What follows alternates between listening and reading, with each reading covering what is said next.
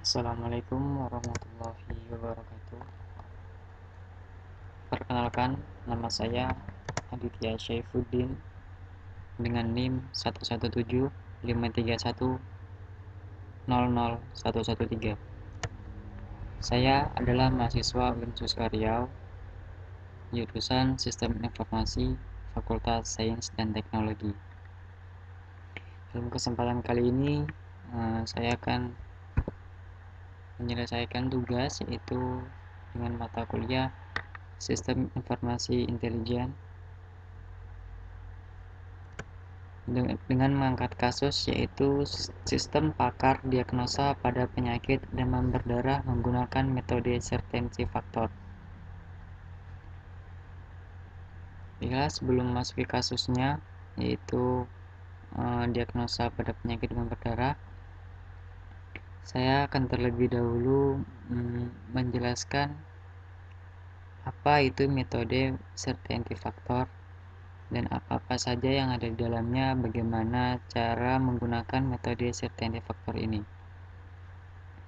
Dan juga nanti saya akan menjelaskan perhitungan manualnya dengan kasus penyakit demam berdarah. Baik, langsung saja kita masuki ke tahap selanjutnya. Yang pertama yaitu saya akan menjelaskan tentang sertensi faktor.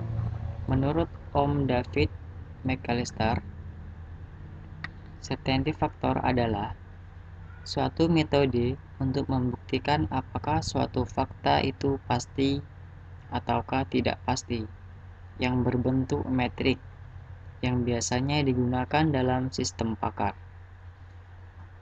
Metode ini sangat cocok untuk sistem pakar yang mendiagnosis sesuatu yang belum pasti. Jadi, metode ini sering atau biasa digunakan dalam mendiagnosa ya, terutama dalam bidang kesehatan.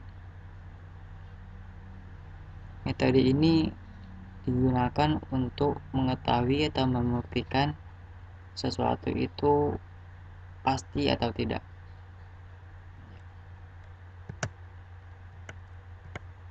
Selanjutnya yaitu menurut John Durkin, beliau membuat rule atau aturan yang ada pada sertensi faktor ini.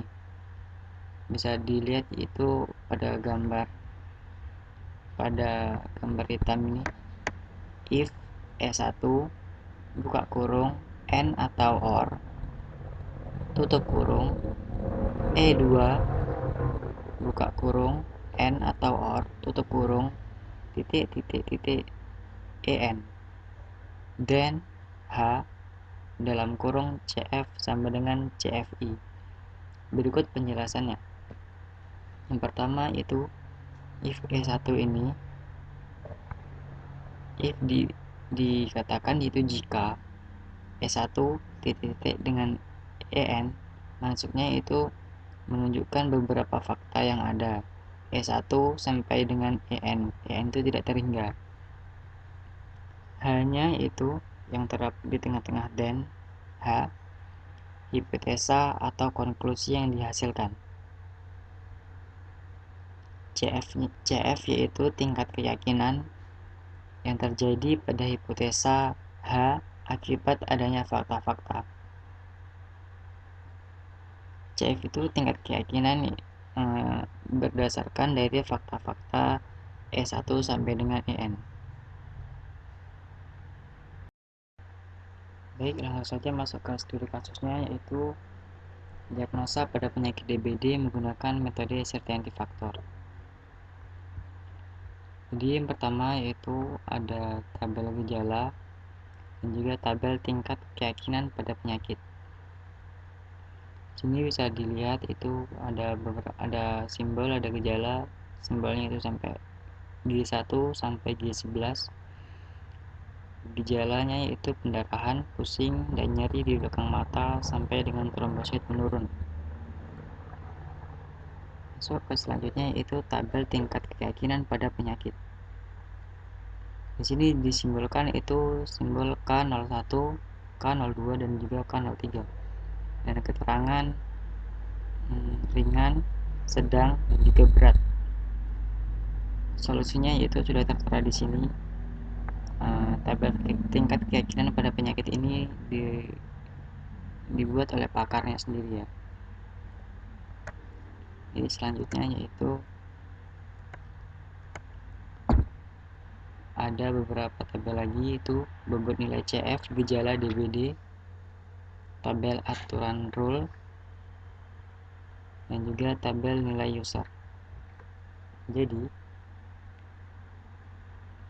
bobot nilai CF ini yaitu gejala DBD, simbol yang tadi G1 sampai dengan G11, itu gejala 1 sampai dengan gejala 11, dengan tingkat keyakinan, dengan tingkat keparahan tadi ya. G1 pada tingkat ketiga yaitu berat, G2 ringan 0,4 ini terletak pada tingkat keyakinan pada penyakit yaitu ringan. Jadi seperti itu. Sedangkan tabel aturan rule ini dibuat oleh pakarnya, yaitu if pusing, nyeri di belakang mata, dan tidak nafsu makan, dan nyeri pada badan, dan susah dibuang air besar, dan DBD ringan. Jadi ini sudah ada aturan tersendiri, yaitu ada DBD ringan, ada DBD sedang, dan juga ada DBD berat. Selanjutnya itu tabel nilai user. Jadi semua tabel ini nanti akan berkorelasi ya, akan berpengaruh satu sama lainnya, yaitu keterangan tidak, nilainya 0, kurang yakin 0,2, sedikit yakin 0,4, cukup yakin 0,6, yakin 0,8, dan sangat yakin 1. Baiklah, selanjutnya yaitu kita masukkan ke dalam kasus. Kemarin kebetulan saya mengalami gejala DBD ya. Alhamdulillah sekarang sudah sembuh, dan saya masukkan ke dalam studi kasus tugas saya ini. Itu terdapat berbagai gejala. Pertama yaitu demam tinggi secara mendadak, mual dan muntah, tidak nafsu makan, nyeri pada bagian badan, dan juga merasa lemah dan letih.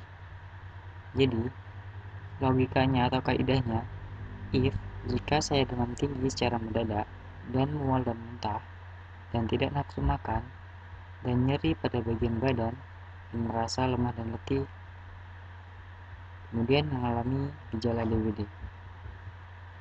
Jadi dimasukkan ke dalam jadi ini bobot nilai pakar yang telah diajukan kepada user, yaitu kepada saya, diajukan oleh pakarnya, dan bobot itu yang sudah kita lihat tadi 0,8, 0,6, 0,3, dan sampai 0,7.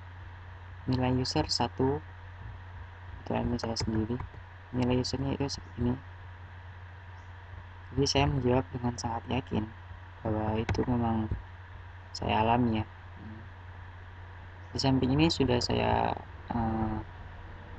perlihatkan itu rumusnya dengan penjelasan, yaitu di sini ada 5 gejala, 1, 2, 3, 4, 5.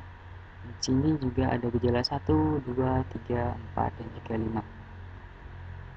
Jadi ini yaitu perkalian gejala 1 menghasilkan perkalian antara CF user dan juga CF pakar.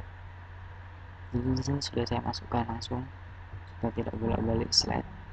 Yang pertama itu CF usernya saya menjawab 1 dengan sangat yakin, dan juga CF pakarnya 0,8, bobotnya 0,8, yaitu yang ini ya, 0,8 gejala 1 bobot nilai CF nya, dan juga tabel nilai usernya ini ya.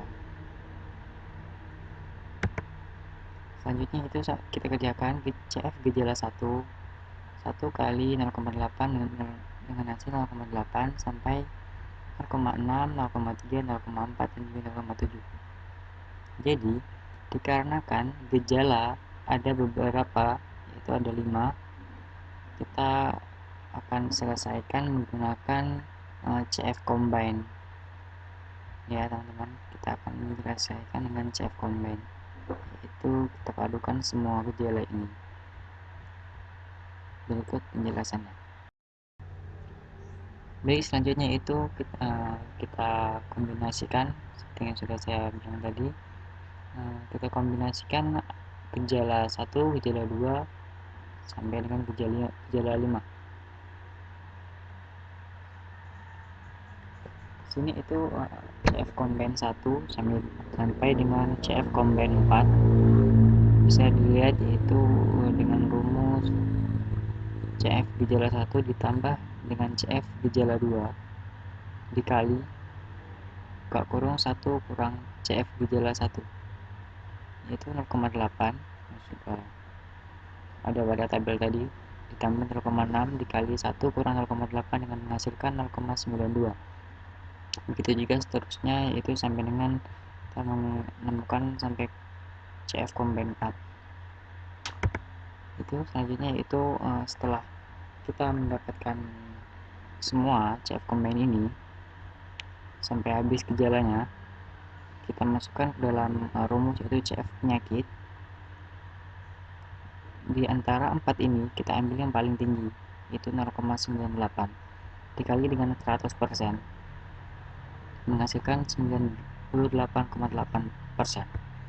Itu dengan kesimpulan dapat dikatakan bahwa perhitungan certainty factor dapat dilakukan pada gejala DBD dengan memiliki tingkat keyakinan sistem sebesar 98% ini, yaitu masuk kategori berat, dengan solusi merujuk ke rumah sakit untuk dibawa ke ruang intensif atau ruang ICU dan melakukan transfusi darah. Baik, hanya sekian penjelasan studi kasus diagnosa pada penyakit DBD menggunakan metode certainty factor. Mohon maaf apabila ada kesalahan, dan juga mohon maaf apabila kurang jelas. Bisa diperjelas di komen ya. Tuliskan saja apabila kurang jelas, tuliskan di komentar. Baik, saya akhiri. Wassalamualaikum warahmatullahi wabarakatuh.